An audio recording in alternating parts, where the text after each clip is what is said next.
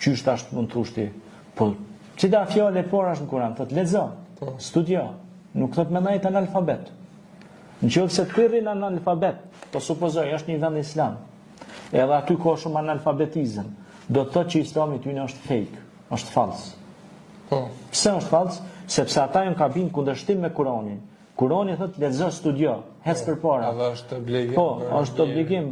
Kurse ti nëse vjen kundërshtim me fjalën lexo, do të thotë që ti nuk e ke praktikon Kur'anin. Po. Thjesht je ke e thu, po e thëna me të bërë janë një malitër. A kupton e ja. Prandaj edhe ajeti kuranor që shpjegova ligjëratën e kaluar, që thot pse pe thoni atë që nuk e veproni, e dini që tek Allahu është shumë e urrëtur ta thoni atë që nuk e veproni.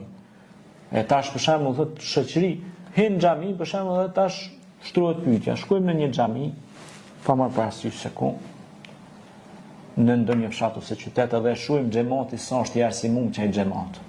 Nëse çaj xhamat është analfabet, e imami i xhamis është i shkolluar, është detyrë e imamit xhamis me i zgju xhamatin e vet dhe me ia ushtin qef që ata me shku me kry arsimim ose me kry ndonjë zanat.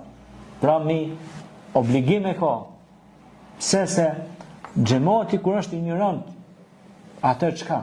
Çfarë vlerë ka? Mësuesi do më thonë, kur i dalin nxënësat e këqij, edhe mësuesi do të më marrë në përgjegjësi, sepse nxënësat e tij i kalon masdore.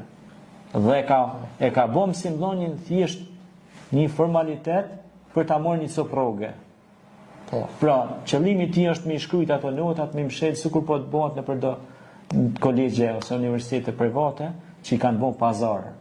Thjesht e marrë ligjëratën edhe asnjë lloj produktivitet as kur nisam aty, thjesht për garë për një cop diplome ose për të marrë një diplomë. Po ti e morë diplomën, po ti je ignorant me diplomë.